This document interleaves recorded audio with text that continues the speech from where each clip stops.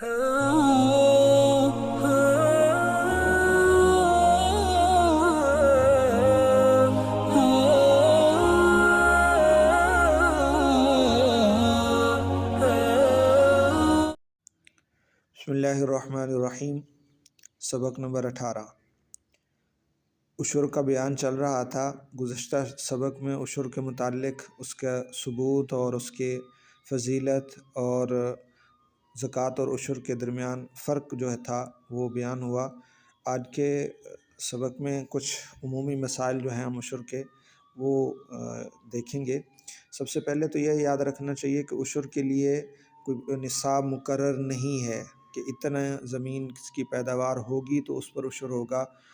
थोड़ी हो या ज़्यादा हो, जितनी मर्ज़ी पैदावार हो उसमें उशर वाजिब हो जाता है। चाहे वो इतनी पैदावार निकलती है कि जो अखराजात से भी कम है। मिसाल के तौर पर ज़मीन में अखराजात आए 10,000 के और जो पैदावार हुई है वो 5,000 की है, तो भी इस 5,000 यानी इस पैदावार में उशर वाजिब होगा। इसी तरह उशर जो है हर किस्म की पैदावार में वाजिब होता है, चाहे वो फल हो, चाहे वो सब्ज़ियाँ हों, चाहे वो गंदम हो, जिस किस्म की अनाज हो या कोई भी चीज़ हो, उन सब तरह की यानी उसमें तरकारियों में सब तरह की पैदावार में क्या होता है, उशर वाजिब हो जाता है। कोई ख़ास यानी अनाज की किस्म को मुतय्यन नहीं है कि उसमें होगा दूसरी में नहीं होगा।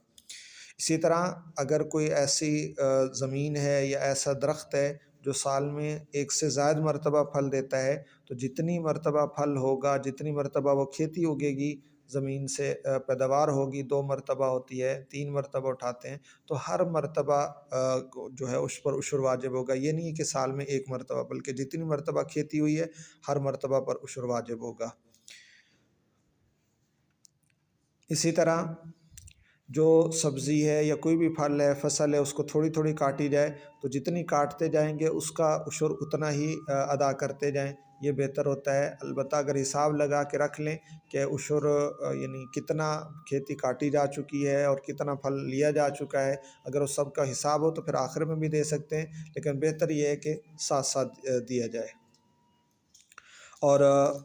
जो चीज़ें ऐसी हों जिनके अंदर जिनकी पैदावार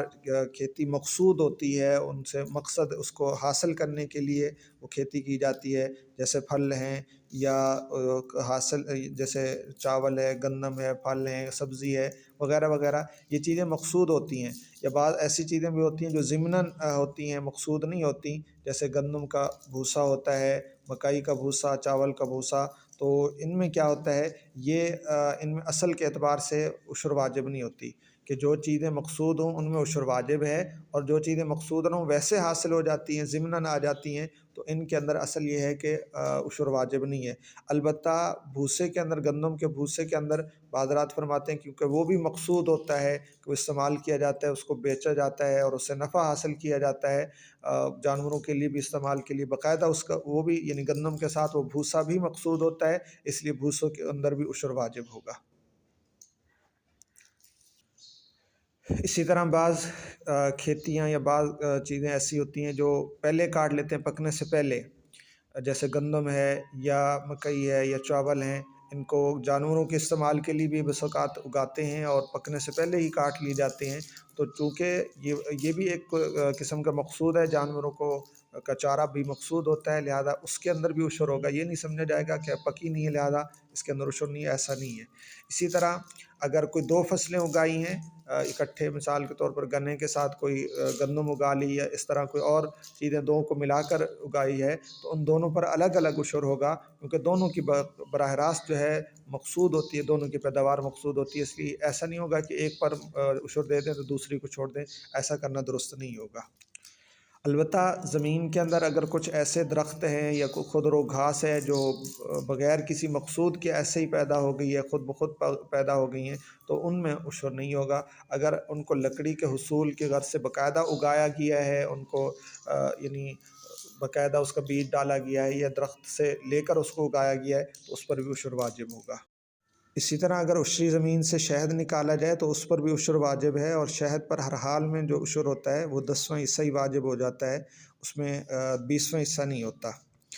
और अगर घर के अंदर सब्ज़ी उगाई है, घर के सहन में कोई चीज़ उगाई है, तो उस पर जो यानी उशर होगा वो वाजिब नहीं होता, کیونکہ وہ باقاعدہ زمین کھیتی کے اندر نہیں ہے، کھیتی میں شامل نہیں ہے، وہ مکان کے تابع ہونے کی وجہ سے اس پر عشر واجب نہیں ہے۔ البتہ اگر کسی نے اپنے رہائشی مکان کو ختم کر کے اسے مستقل باغ بنا لیا یا مستقل کھیت بنا لیا تو اب اس میں جو پیداوار ہوگی، چونکہ وہ مقصود ہے اور وہ کھیت بن چکا ہے، لہذا اس پر بھی عشر واجب ہوگا۔ اور عشری زمین اگر مزارعت پر یا پر دی جاتی ہے، کسی کو مزارعت پر یا ٹھیکے پر دی جاتی ہے، تو اس میں عشر کس پر واجب ہوگا؟ تو اس کے بارے میں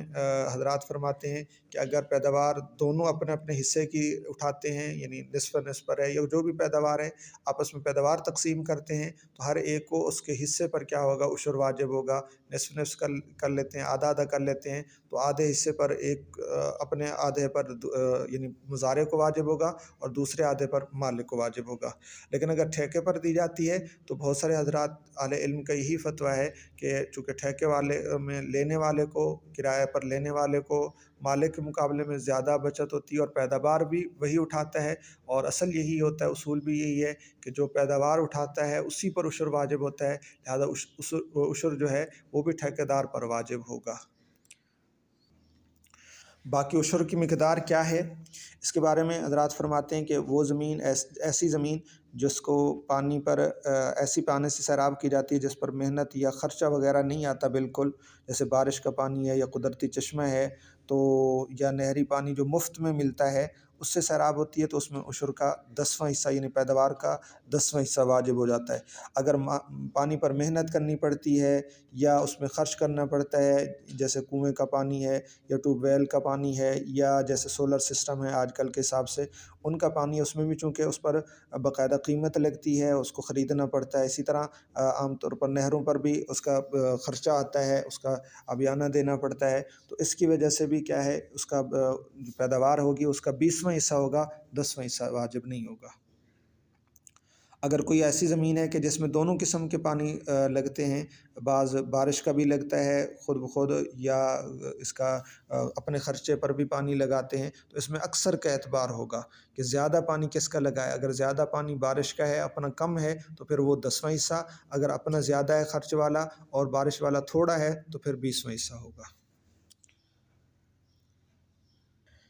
اسی طرح زمین کے اندر جو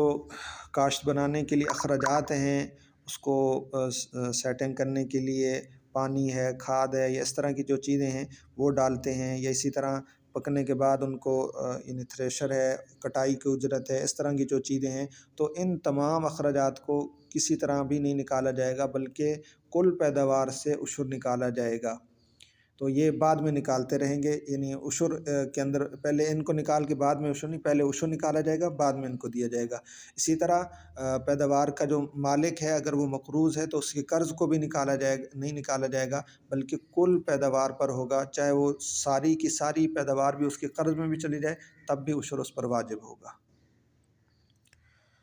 باقی رہا کہ عشر کن کو دیا جا سکتا ہے، تو عشر انہی کو دیا جا سکتا ہے جن کو زکوٰۃ دی جا سکتی ہے، یعنی زکوٰۃ کا جو مستحق ہے وہ عشر کا مستحق ہے۔ زکوٰۃ کے مصارف جیسے پہلے بیان ہوئے کہ جس کے پاس نہ سونا ہے نہ چاندی ہے،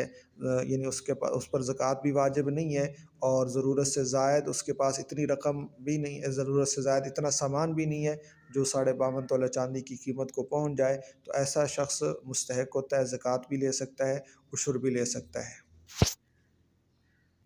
اسی طرح عشر ادا کرنے کے لیے ضروری نہیں ہے کہ جو زمین ہے یا جو زمین سے پیداوار اٹھائی ہے اسی میں سے 10واں حصہ یا 20واں حصہ دیا جائے، بلکہ یہ ضروری نہیں ہے، بلکہ وہ جنس بھی دی جا سکتی ہے اور اس جنس کے بدلے قیمت بھی دی جا سکتی ہے، جو اس وقت ادا کرنے کے وقت جو قیمت ہوتی ہے۔ مثال کے طور پر اگر گندم دینا چاہیں تو 1 من گندم دے دیں، عشر اتنا بنتا ہے۔ اگر گندم نہیں دیتے تو 1 من کی جو قیمت ہے جس وقت آپ ادا کر رہے ہیں، آپ کے شہر میں جو قیمت ہے وہی قیمت دینا چاہیں تو بھی اس صورت میں عشر ادا ہو جائے گا۔ واللہ اعلم بالصواب۔